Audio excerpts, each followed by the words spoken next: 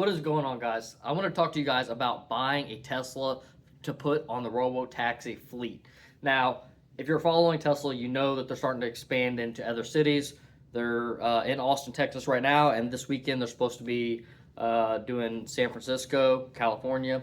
Um, so it's growing, and this is going to be a huge thing that people can invest into and honestly be able to become extremely wealthy. Um, so I wanted to make this video and buying a Tesla, what's the right Tesla, and some different scenarios of what might be the best Tesla to buy and the reasons for buying that Tesla. I'm Malachi Greb, CEO of Elite Automation, Elite Properties, and an investor in Tesla, as well as other stocks as well. But let's go ahead and dive right into this thing. So one of the first things that we had to look at is simply what is your best financial investment. So I also operate another vehicle rental service, and comparing like the Elite Properties to the rental service for the vehicles. Honestly, I like the properties a lot better. The thing I don't like about vehicles is that vehicles are depreciating assets, whereas I can buy a house and rent it out and its value goes up over time. A vehicle does the exact opposite. So you buy the vehicle and then its value goes down over time. And it starts to slow down after some time, but when you buy a vehicle brand new, there's an immediate depreciation as soon as you take it off the lot. So anybody that knows anything about vehicles, that's something that is a known fact.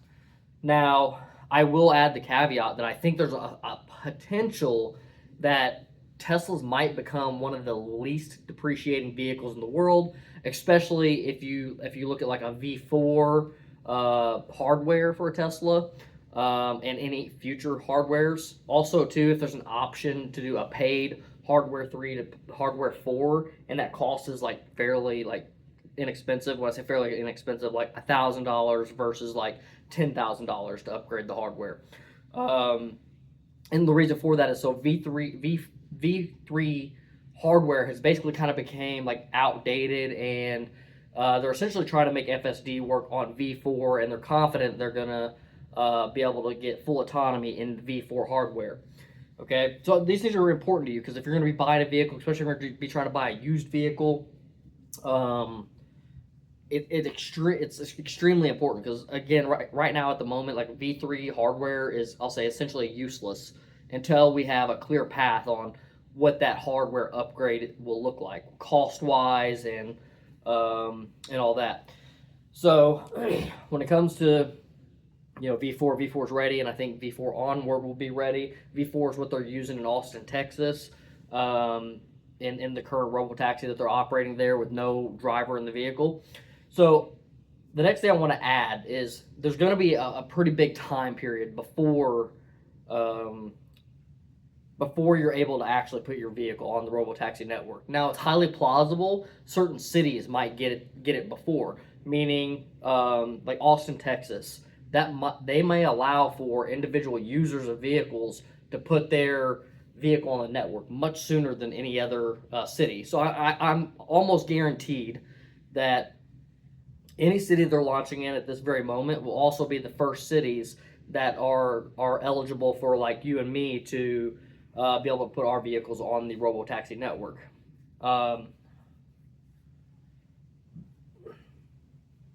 Sorry, kind of just getting through this. Talk fast too, and I forget to breathe sometimes. One little thing for myself, I own a Cybertruck and I own a Model Y. It's a 2025 Model Y, but it's not the new Juniper upgrade.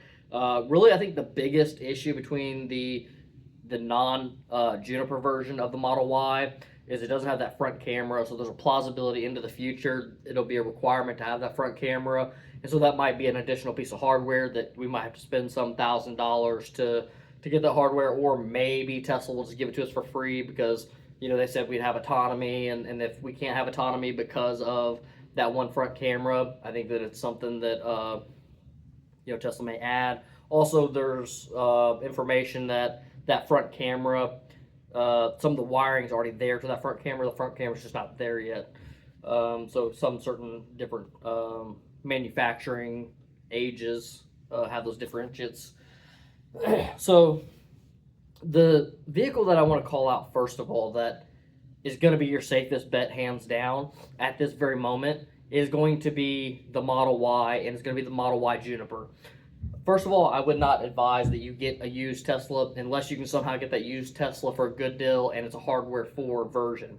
I would advise definitely going ahead and getting a new one because you just don't know what all type of manufacturer improvements they've made, and into the future they may say, this ain't necessarily a safety recall, but all the models that were before, July 2025, you can't use those in the Robotaxi network until you get this thing upgraded, right? And it may be something small that we don't even know about, nobody's talking about. It might just be something, again, they update in the manufacturing process that they just don't tell people about. Could be the compute hardware, could be something in the cameras, could be anything. So we know that, like, obviously, like the Juniper, whenever they came out with that model, the Model Y, they discontinued the other Model Y, which makes sense. They're no longer making the older version of the Model Y. And again, that's just something that's very stereotypical for automotive companies. When you launch a new one, you kill off the old one, which would be kind of cool. Maybe if they did both of them, because maybe somebody likes those headlights versus these headlights, and they prefer buy that one versus this one. I don't know. That's something interesting that we haven't seen a lot of vehicle companies do. Like, you could call that the 2024 Model Y or something, and just leave it the 2024 Model Y and never change it, and just keep that same supply chain for that entire vehicle. It'd be very interesting to see that. I'd like to see Tesla do that, or any company really.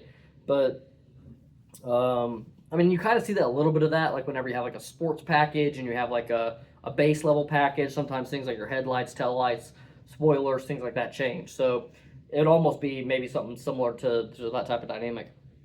So the number one reason for getting the newest Model Y is just because it's going to have the newest hardware.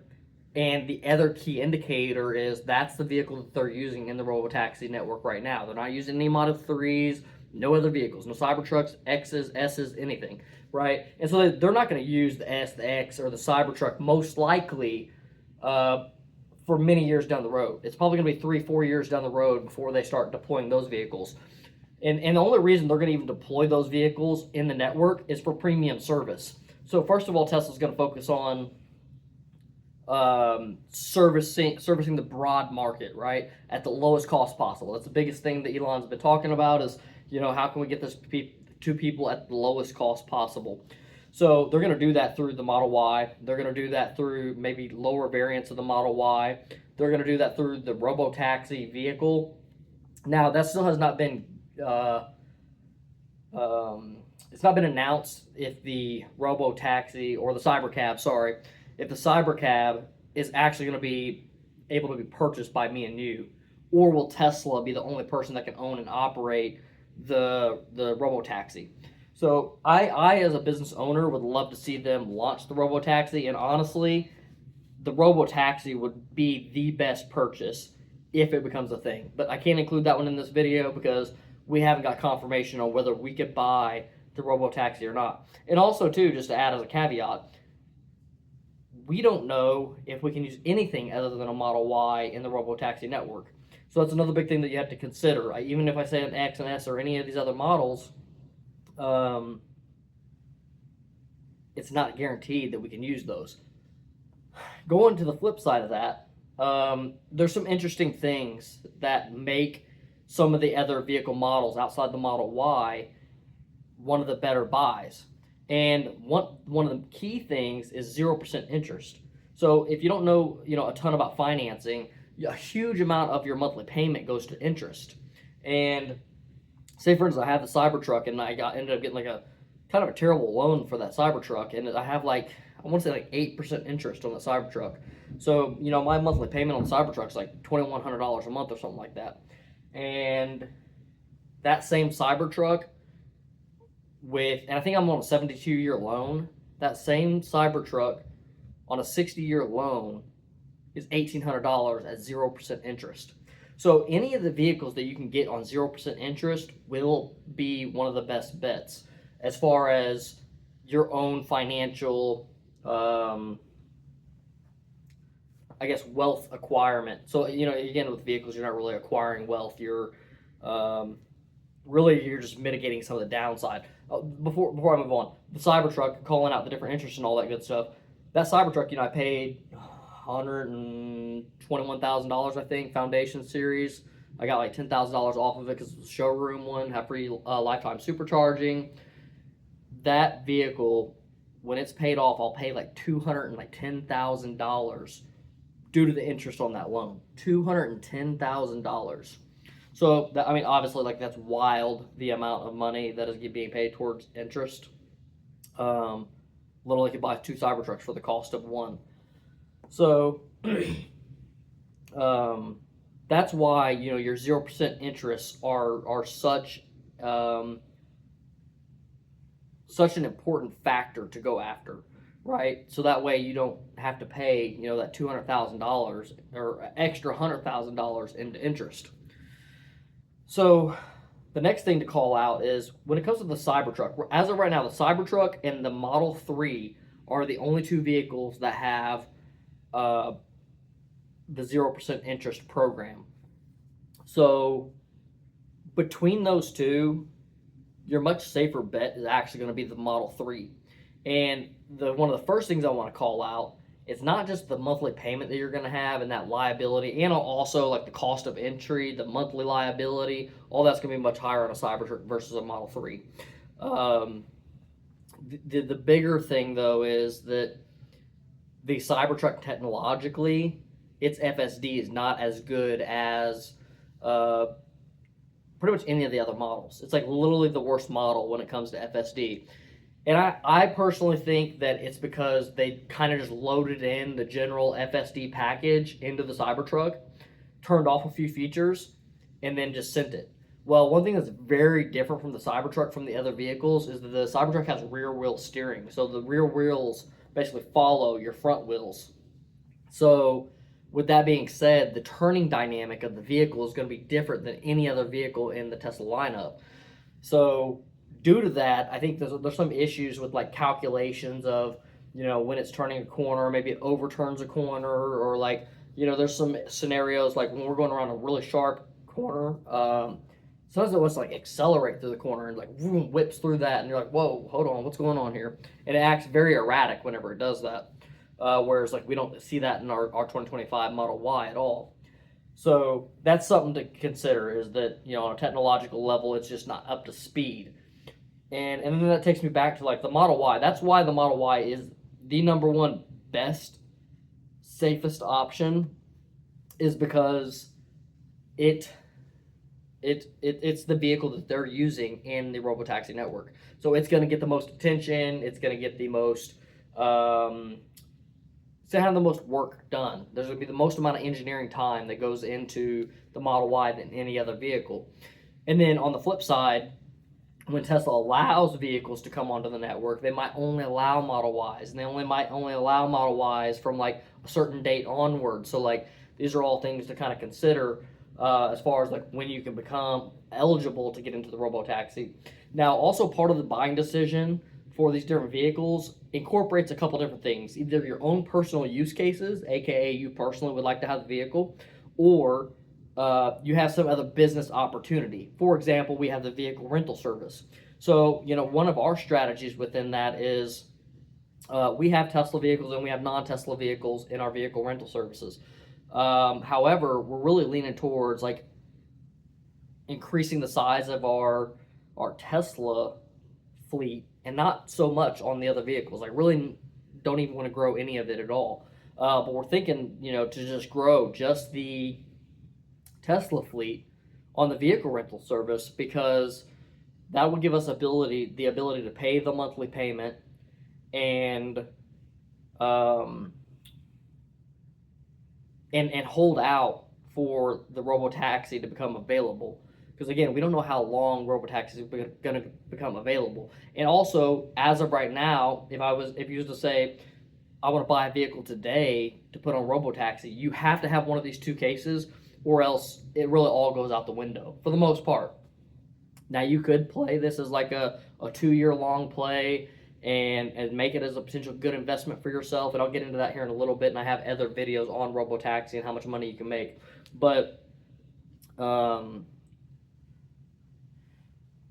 you need one of those two use cases unless you want to just like take that wild risk. But it is a wild risk because, like, let's say for instance, I'll say if you go with something outside of a Model Y, it might be 3 years, 4 years before they allow that on the network. Now, according to Elon, some people are supposed to be able to be, or let's say a majority of people are supposed to be able to put their vehicle on the Robotaxi network by end of next year, so end of 2026. So we know we're at least looking at a 1 year time frame before people are able to put their vehicle on the network. So then going back to before I move on from that too, you have to calculate in all your monthly payments for what it's going to be. So if you have an $800 a month payment, let's say 10 months, that's at $8,000, right? So, and how are you going to cover the $8,000? That's a pretty big $8,000 to kind of eat in between.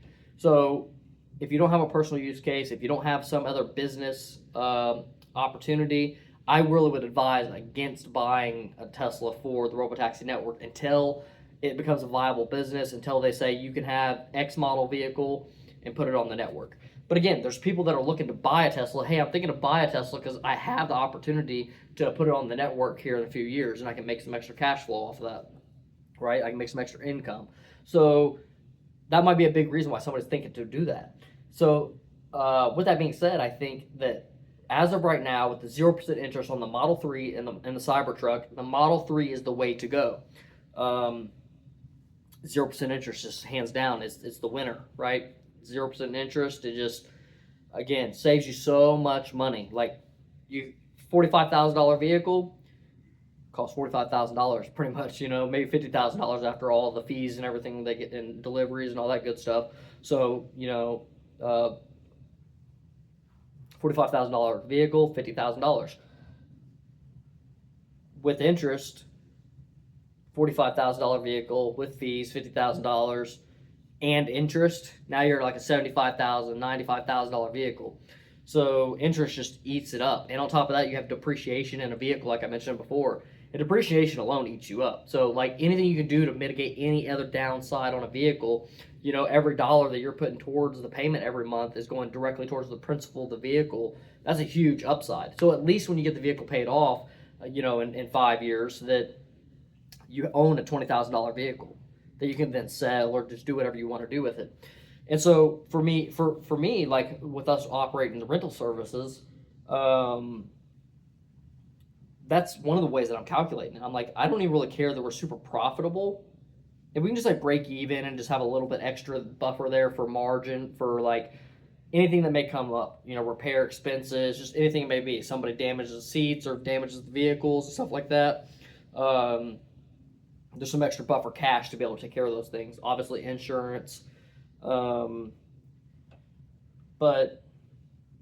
that's one of the strategies that we're looking at how do we go about like start to build out more of a fleet and mitigate our risk. And then again, I like the idea of we're putting money directly into the equity.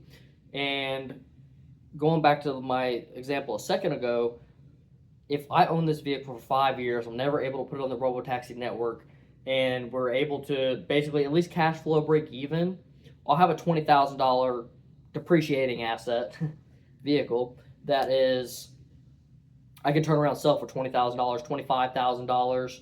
And again, my prediction is that the devaluation in Tesla vehicles will be lesser than any other vehicle due to FSD and autonomy becoming more well known. Once everybody in the world knows, like, oh, Teslas drive themselves, like, or people may hear about it and think it's like some drive assist program or something like that. They don't understand that it can go from like one side of the country to the other and have almost no interventions. They don't understand how good it is, and the amount of population that does understand is like 5%, if that. And generally that 5% is people who already own Teslas or a friend of somebody who owns a Tesla. Outside of that, people just don't really know. People don't understand. And so once that understanding comes to light, like, oh, this car can just drive me anywhere. I can go to sleep in it, and it'll take me anywhere. There's going to be a gap. One FSD, if you have purchased FSD, that gap will actually increase. What's being sold for $8,000 today will now potentially be able to sell for $15,000. And if you don't think they'll do it, they used to sell it for more. It was $15,000, or it was $12,000, and now it's $8,000. It was trying to get the adoption rate up, more people to buy it. And also they have a subscription service. So just having the vehicle. So first, before I leave that, the FSD itself can cost more into the future. So there's some appreciation there.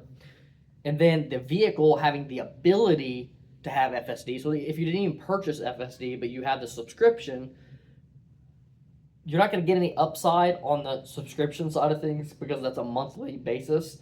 And it's going to be whatever they charge. If they're still charging $99, or if they're charging $200 a month, or whatever they're charging, you're not going to get any of that upside in the value of your vehicle.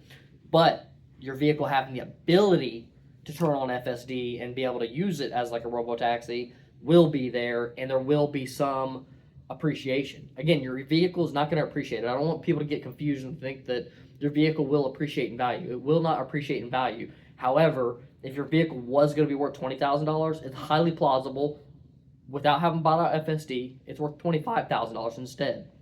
And if you have bought out SUV, it's highly plausible that it's worth $30,000. Because here's the thing, especially with FSD appreciation, if FSD goes from $8,000 right now to $16,000 for easy numbers, double the number, that will be a direct correlation of value. Because no matter who you are, where you're at, it will cost you $16,000 to buy FSD. The only other option is to subscribe. So if they go from $8,000 to $16,000, if you had a $20,000 vehicle and they increase that value of FSD, you're now going to have an $8,000 appreciation on your vehicle. So $20,000, now it's worth $28,000. So you can see how those numbers kind of work out and why, like the purchase of FSD. And I think purchasing FSD is a major asset in the long term. And people will say something about like the monthly payment, and you're paying $8,000 for the FSD right now. Well, here's the thing: if you get your vehicle on 0% interest, you're paying no interest for the FSD. If you,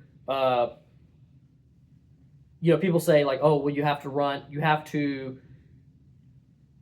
have FSD and own FSD for 5 years for it to break even for just purchasing the monthly subscription. True, maybe, but your vehicle loan is for 5 years. Okay? So it's the same amount. But after that 5 years, after you pay off your vehicle loan, you no longer have to pay for FSD ever again. Either you pay the $99 a month, or you can add that $99 into your monthly payment for your vehicle, and then it'll just be paid for and be done. So you're basically still paying that $99 either way. You're not paying $8,000 cash out of pocket unless you're buying your vehicle cash. So, and if you can buy it at 0% interest, that's kind of a hedge that into the future that it will be more expensive. Now, there is a small plausibility they'll lower the cost of FSD, but I just don't see it. You generally don't increase the value of something and then lower the cost of it. The only thing that will lower the cost of FSD is there are true competitors that can go from coast to coast and be able to perform the way that Tesla can perform. Then they can start having a pricing competition on whose is cheaper, right? But until somebody can get to that point, which is probably 2 to 5 years out, there's not even a competitor. Like the only thing that's potentially a competitor is maybe Lucid at the moment, because Lucid is trying to partner with some other companies, and maybe in the future they could acquire those companies and blah, blah, blah things. But it's going to take a company that is a vehicle company that adapts them, because who else are you going to buy a vehicle from? Ford doesn't have anything like this. GM doesn't have anything like this. No other vehicles on the road have an FSD type of system that you can use. So there's not competition, nor are any of them really started, much less getting close to catching up or anything. So that's something to consider. Now, if tomorrow the Model Y becomes 0% interest, which I think it's highly unlikely that the Model Y is going to go 0% interest, and I think it's just selling too good right now. Like, they don't have a need. Maybe because, like, as long as they're selling what production can produce, if production can produce this and they're selling this, then they're not gonna try to put out any incentives for the Model Y, which is the #1 selling vehicle in the world. So Now the caveat to that is if their manufacturing production has this much output capability, and they're only producing half of what it could be or 75% of what it could be, they will put out some incentive that will boost it to get it up that last 25%. So that way they're using the max amount of manufacturing capacity out of their manufacturing facilities. Because again, if not, it's just lost. It's lost potential revenue, lost potential profits. Even if they're selling some of those other vehicles at a lesser profit margin, they don't want to do that. They never want to leave money on the table. That's just the way the businesses operate. So again, if Model Y becomes 0% interest, that would be hands down the one to buy. Even if every vehicle in the entire lineup of Tesla went 0% interest, the Model Y is still the best one to go with because it is the most recently updated, and it is, well, I guess they did update the X and the S, but there was just like very minor revisions in the updates, whereas like the Model Y was like a little bit more of an overhaul. But the thing is it goes back to they're using the Model Y in Robotaxi for their current operation. So it's getting the most attention, it's getting the most engineering, it will be the safest bet, it'll be the most likely vehicle that you would be able to put into the network whenever it becomes available. But then again, you also have to weigh out your options. For example, for myself, I own one of the Model Ys, again, a later version. I own the Cybertruck. And the Model Y is currently not coming in a 7-seat option. I have 6 kids, so I really need the 7-seat option. I really need an 8-seat option, but Tesla's not making me one. So, okay, I got that dilemma. But yeah, for me on a personal level, I would take a Model X just so I have another variant of a Tesla. And then also too, we're doing the vehicle rental stuff. So with the vehicle rental stuff, that also gives us diversification in on that side of things. So we can have like the luxury SUV from Tesla, and we can have like the lower end Model Y from Tesla, and then we can also have like the luxury Cybertruck from Tesla. Also, it's a Cyber Beast edition. So yeah, definitely like the most premium top end model there is. So like again, with that being said, it creates diversification. It's a desire. I would like to just have the more premium version of a Tesla. So like that's just like a personal want thing, and again, it just adds variation to what we're able to offer the market, and also too with like the Model X having the Falcon doors, people are going to want to rent that, and after Tesla does roll out to like the mass markets, they're going to start getting the other vehicles involved. You're going to start being able to put in the S's, the X's, the 3s, Cybertrucks. I think Cybertruck's going to be the last one that they do. Cybertruck sales are down, so it's, in my opinion, it's going to kind of be a bastard vehicle. They're not going to put much energy into the Cybertruck. It's going to basically kind of just go to the wayside to some point, unless sales can start increasing for the Cybertruck. Maybe more people start liking them. Maybe they come up with some cheaper variant of it, which they have some cheaper variants already. But maybe there's some more things they can work out there to have like that right package that meets the needs. Maybe they have to swap around some of the different package types. Like maybe there's some things that they're removing from the package that they can add back to the package, add a little bit more cost, and then start selling again. Like for example, like let's say for instance, on the lowest variant model, it doesn't have the tonneau cover. Maybe if they added the tonneau cover back to it, but made everything else the same, that would be something that's a feature they can add back to the vehicle. Now people are buying that vehicle again.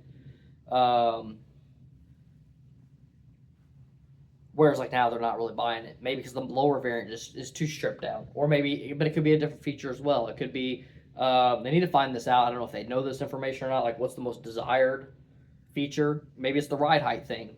And then they also have to calculate, so going back to the ride height thing, maybe it's the ride height thing. So maybe they can add the ride height where you can change like how high or low the vehicle is.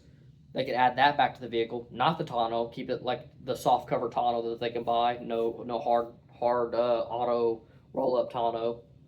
And there's also cost implications, meaning that, maybe ride height suspension is $7,000, maybe the tonneau cover is $3,000, so, and also if they gave the option to pick and choose, like, I mean, again, that makes Tesla's manufacturing process a lot more complicated, but if people could pick and choose what kind of packages they want on the truck, then they can make the decision for themselves. Like, I'm not worried about the tonneau, keep that $3,000, but I do want the ride height suspension, or I'm not worried about the ride height suspension, but I really want that tonneau cover.